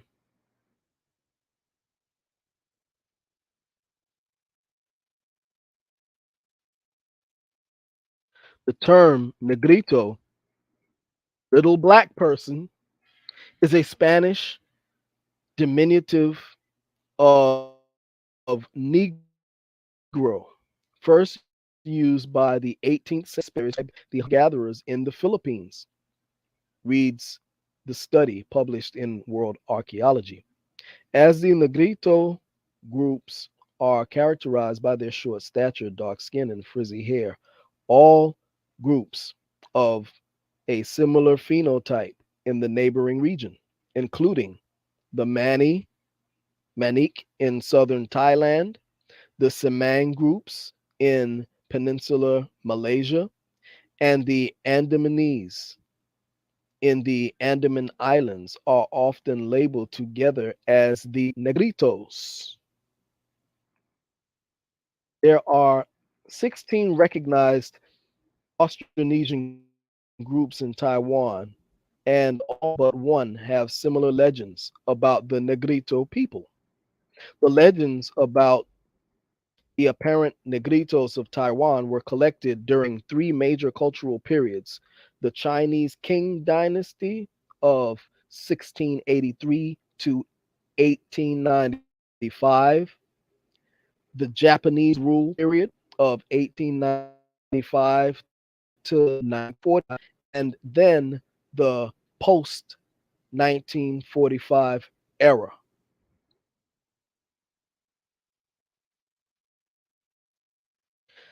Several documents from the Qin dynasty have mentioned the existence of small statured and dark skinned people on the island, noting they spoke a different language and only intermarried among themselves. During the Japanese period, scholars collected and interpreted tales about the Negrito through research from the Austronesian tribe. 25 of these legends in Taiwan were collected. After 1945, this topic had attracted more attention, and the number of collected stories increased to 258 through linguistic and ethnological fields. Illustration groups, however, vary on opinions about Negritos. Some of the indigenous tribes viewed them as their ancestors, while others saw them as aliens and enemies, the study describes. One tribe, the Saists, claimed they learned medicine, singing, dancing, and other rituals from the who they call Ta'ai. The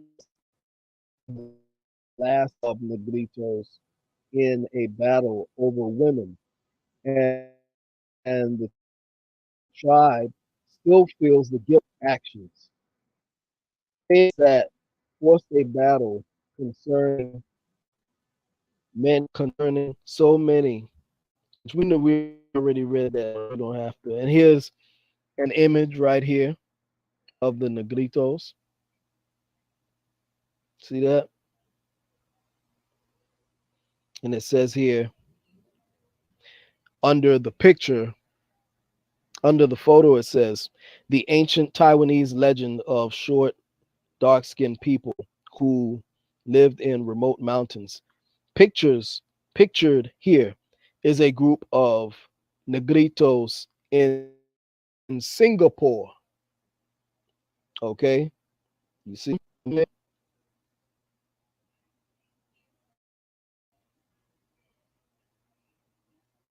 see that? Okay,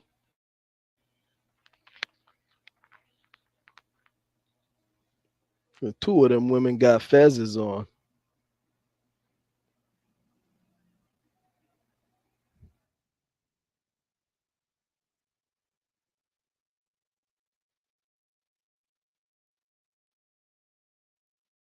Under this photo, it says one of Taiwan's indigenous tribes, the Sayasak claim. Okay, we read that already. Hold down. As the woman's remains were found buried inside one of the largest Shioma caves that sits on the eastern side of dirt, were bearing an Iron Age findings, bearing and bearing 8,060 ago. The position of the woman suggests she was laid to rest in a squatting position, which matches other methods of hunter-gatherer graves in southern China and Southeast Asia from late Paleolithic 50,000 to 12,000 years ago through Mesolithic 10,000 to 20,000 years ago and pre-ceramic, which began 4,000 years ago. Archaeologists determined, archaeologists determined the sex through the skull, as the pelvis was not available to analyze. Individuals ascertained to be female because of the gracile cranium, small mastoid processes, smooth occipital muscle attachment area, and elevated frontal bone, and the smooth contour the men base, according to study. The Negrito population is believed to be tied to the first layer of anatomically modern humans who show closer resemblance to to Af to Af. Let me read that back again. The Negrito population is believed to be tied to the first layer of anatomically humans who show a resemblance to Africans than present day Eurasians, who present the second, the second, the second layer. Okay? The second layer, not the first layer. The Negrito population is being tied to the first layer of anatomically modern humans who show a closer resemblance to Africans than the present day Eurasians who present the second layer. Okay? I mean, there isn't much arguing you can do with that. Okay? How many people we got now? Y'all seem like y'all fell asleep. Fierce Truth Seeker is the only one up. Got 8 watching now.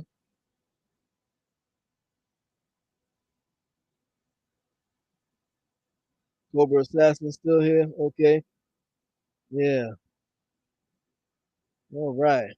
But yeah, like I said, man, I can do this all day long, all night long for the next 5 years, non-stop if I wanted to.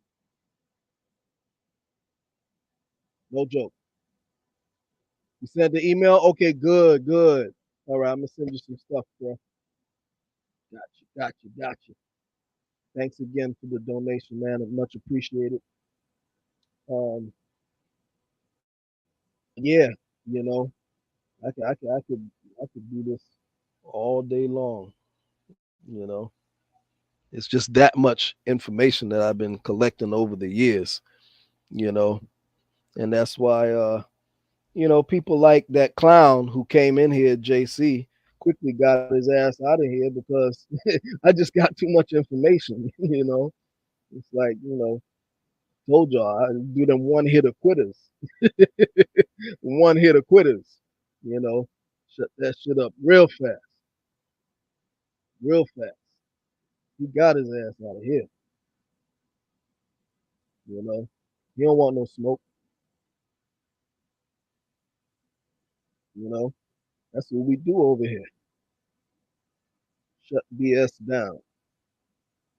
But anyway, I know it's holy day, and you know, I'm not gonna keep everybody. You know, and my minutes are about to time out anyway. So, and I would like to do another show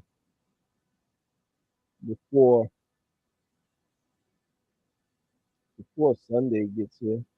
I think my time kicks back in on Monday. Monday is the 5th, I think. That's when my StreamYard time re-ups.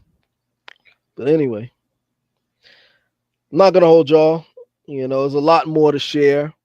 But if I had time, actually, I wanted to share a movie with y'all. After seeing all that depressing stuff, I wanted to share. But if I share a movie, I don't know. They may not even let me share more. I had a good Indian movie for y'all, but I don't have enough minutes on my StreamYard left.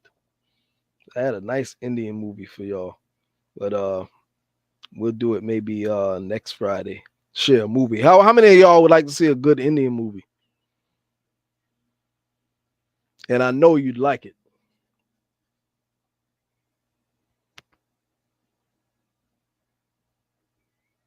Okay, Cobra Assassin's down. Anybody else down? Yeah, we could watch a nice Indian movie. I got a nice one for y'all. Nice one. After watching all this depressing stuff with the Australian Aborigines, you need, and this one's a good one too. This is a good counter to all that stuff because the, they they they getting back at the colonizer. I'm not gonna spoil it for you. I'm gonna just leave it at that. But this is an old Indian movie. This is from way back, way back. But yeah. Okay, Awanasa is down. Cousin Awanasa is down. Okay, that's what's up. All right, good. So on that note, we'll sign out now. And I thank everyone who joined us. Okay. And I may do another live tomorrow. It probably won't be long at all though, because like I said before, my minutes for StreamYard are about up because we went. Let's see, how long did we go tonight? We went, let's see. Yeah, 2 hours. Ooh, 2 hours, yeah. I think I may have like 45 minutes. Yeah, 45 minutes. But let's see. Yeah, something like, because I had, I think, 3 hours left. Oh, you're quite welcome, cousin. Quite welcome. And announcement. I know that I did say that I would have Dr. Fatu Diarra here tomorrow. However, she forgot that she had a prior engagement on the calendar and she got her weekends mixed up. So she won't be able to join us this Saturday, but next Saturday we'll have her on. Okay. But I will try to do another video. Do another video with y'all. Be myself. I may try to bring a guest in. Um, and what else is on the agenda? Uh, yeah, I got another video that I'm gonna upload I did an interview with Firebird, and I'm gonna upload that either probably on Sunday. Yeah. Okay. So, and I also, let's see, for those who are generous to leave a donation, I'll leave that up again for those who just joined in during the last half of the show. Okay. And on that note, I'm going to sign off saying, Do da da, gaha e.